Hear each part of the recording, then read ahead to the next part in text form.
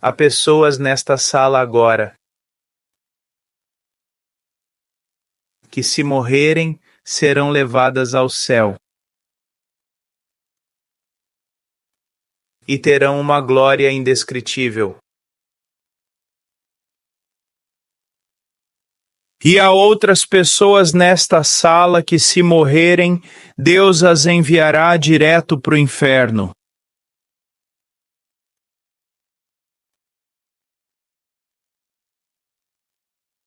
Sem a graça de Deus serão monstros. Nós que pregamos não viemos entreter. Não falamos de coisas temporais ou como aproveitar esta vida. Não me importo com sua autoestima, nem se suas contas estão em dia. Me preocupo com uma coisa: um dia todos vocês enfrentarão o julgamento de Deus.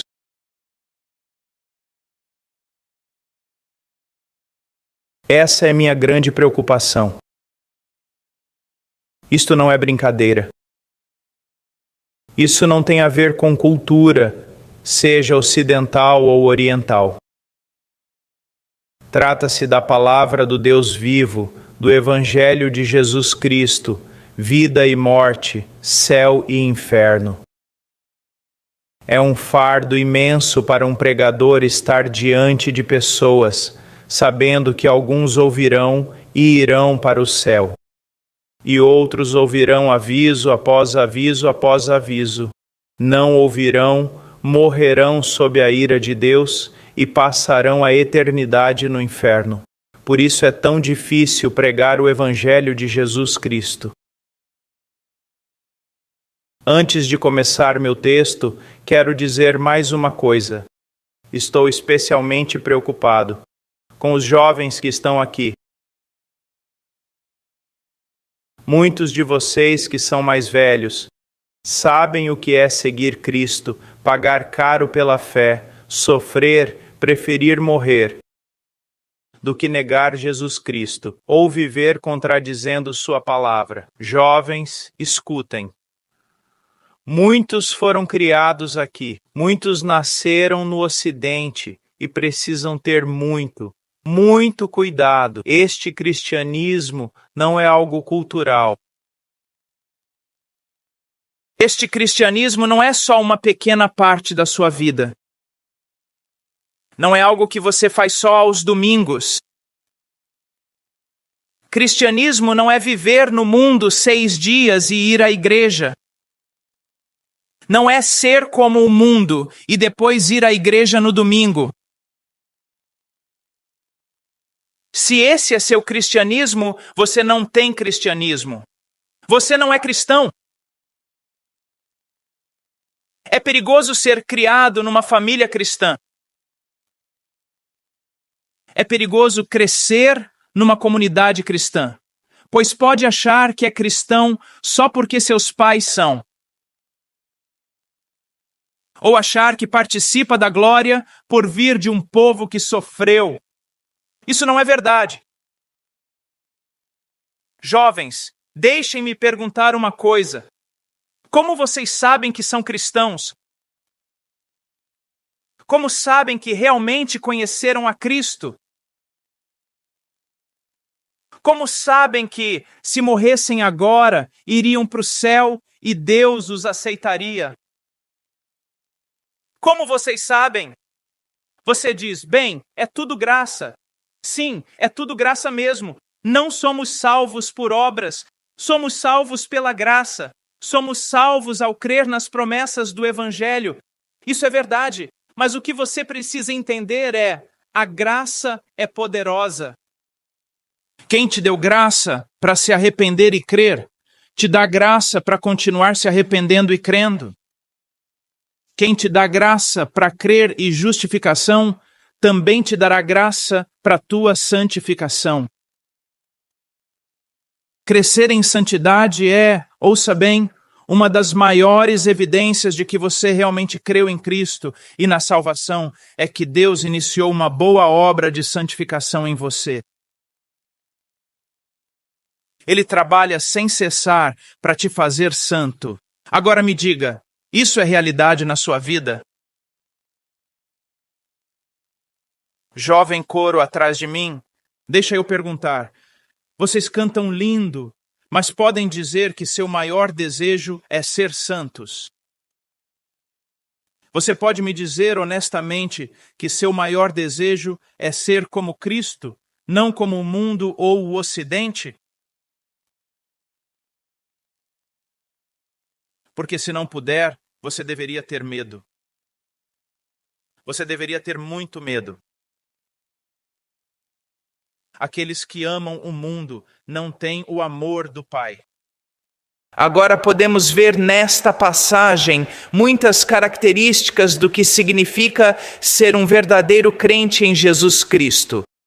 Quero que olhem para o que está aqui e se perguntem: essas realidades estão presentes na minha vida? Nesta passagem, Deus nos dirá o que fará na vida de todo verdadeiro crente. Você precisa se perguntar: essas realidades estão em mim? Ou sou um falso crente? Posso honestamente ver Deus fazendo essas coisas em mim? Bem, vamos começar nos versículos 22 e 23. Vemos algo muito importante aqui. Deus diz a Israel: Israel, eu vou te salvar. Mas isso é muito interessante.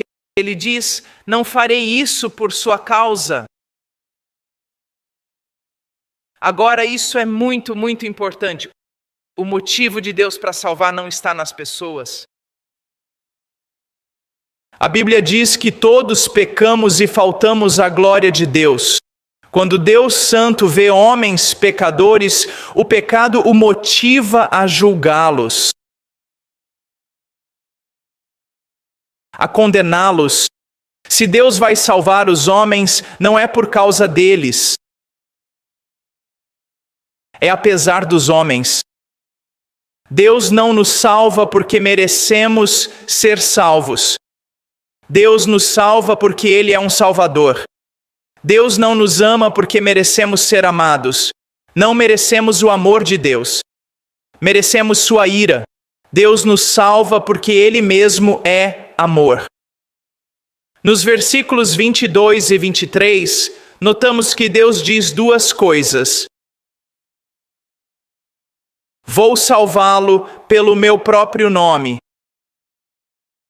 Vou salvá-lo para minha própria glória.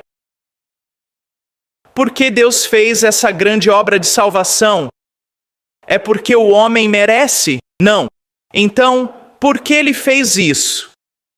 Primeiro, Deus salva para obter glória dessa obra. Ele diz: vou descer e salvar os homens. Não só os justificarei, mas os mudarei e transformarei, mostrando meu poder neles de tal forma que o mundo me louvará pelo poder demonstrado em meu povo. E ele continua dizendo: farei isso no versículo 23 para demonstrar meu poder, para que as nações saibam que eu sou o Senhor.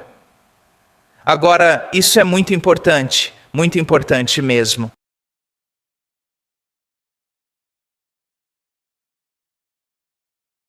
Na América, no evangelicalismo contemporâneo típico, o que temos?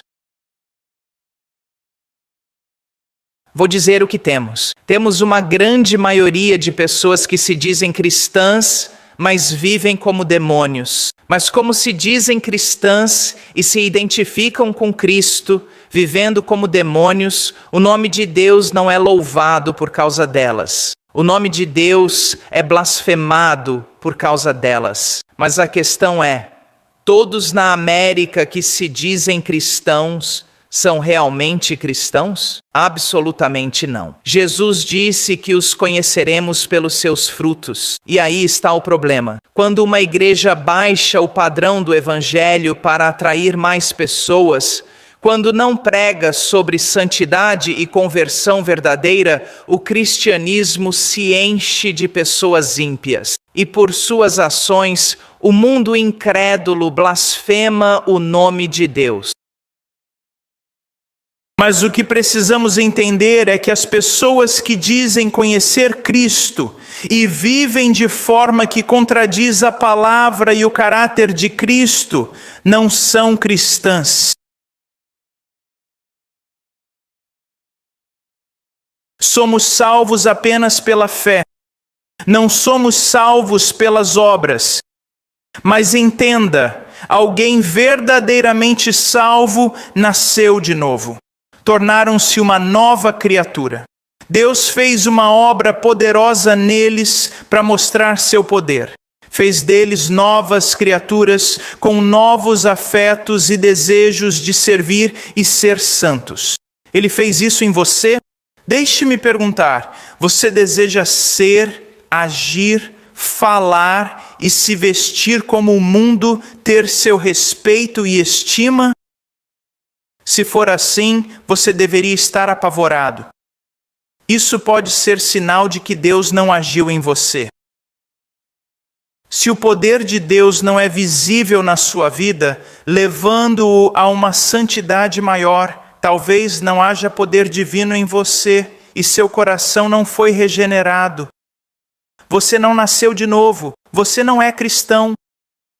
Porque ele diz, vou salvar pessoas. Por quê? Para mostrar ao mundo quão poderoso sou, não só salvando almas, mas transformando vidas. Deus está transformando sua vida.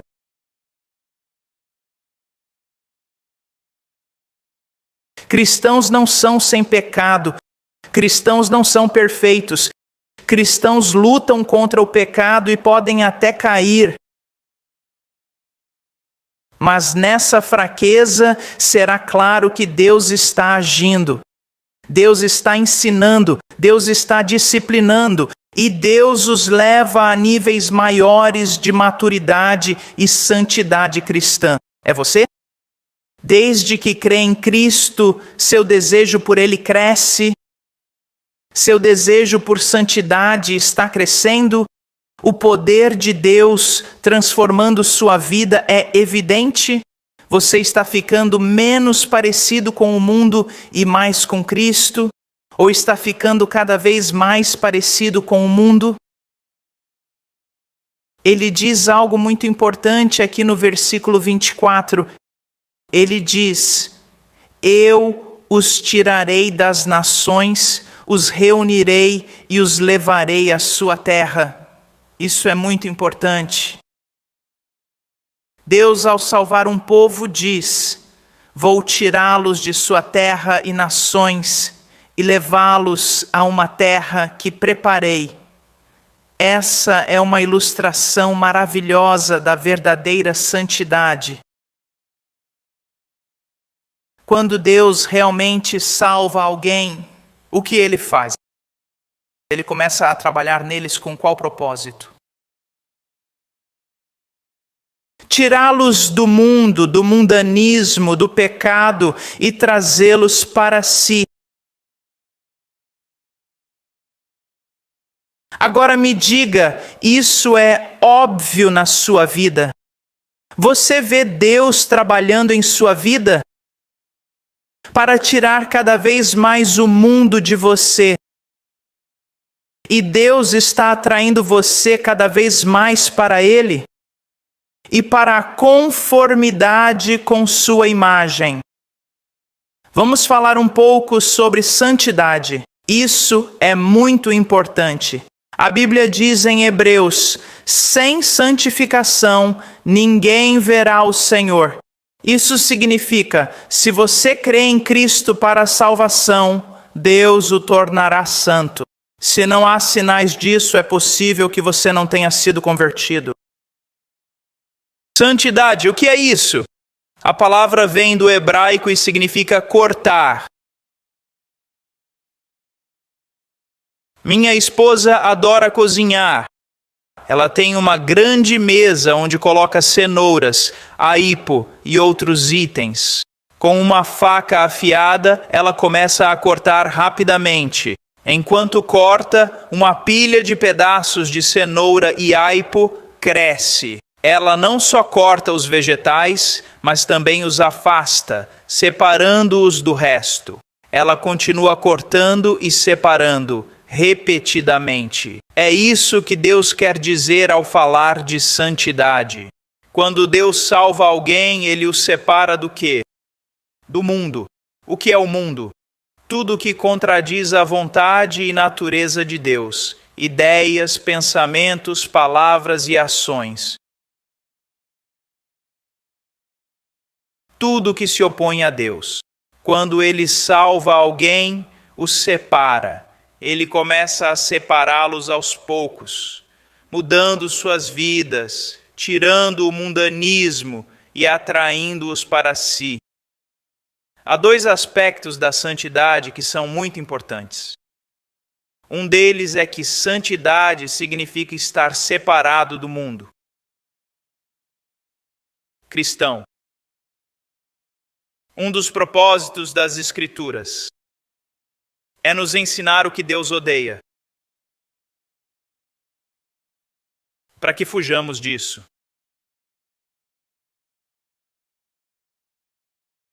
Não se engane, não há amizade entre Deus e o mundo, nem entre o crente e o mundo. Se Deus age em você, Ele usa a sua palavra e o poder do seu Espírito para quê? Para revelar o que está errado no mundo e afastá-lo disso.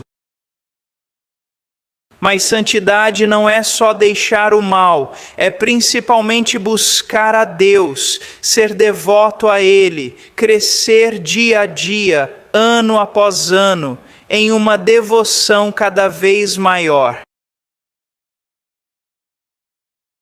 a Deus. Agora, você não pode ter as duas coisas. Você não pode.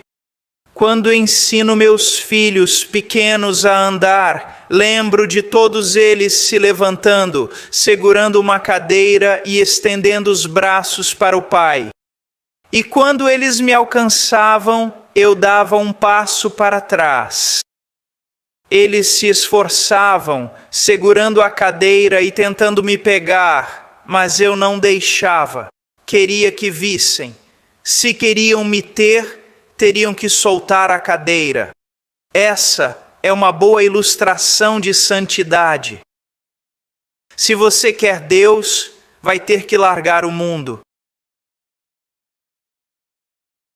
Se não quer largar o mundo porque o ama, saiba, o amor do Pai não está em você. Jovens, sei o quão mortal é minha cultura. Sei o que ela fez ao meu próprio povo. Vi o Ocidente entrar na Europa Oriental e destruir igrejas. Vocês estão num lugar muito perigoso. Vivem numa terra cheia de coisas que brilham, mas não são ouro.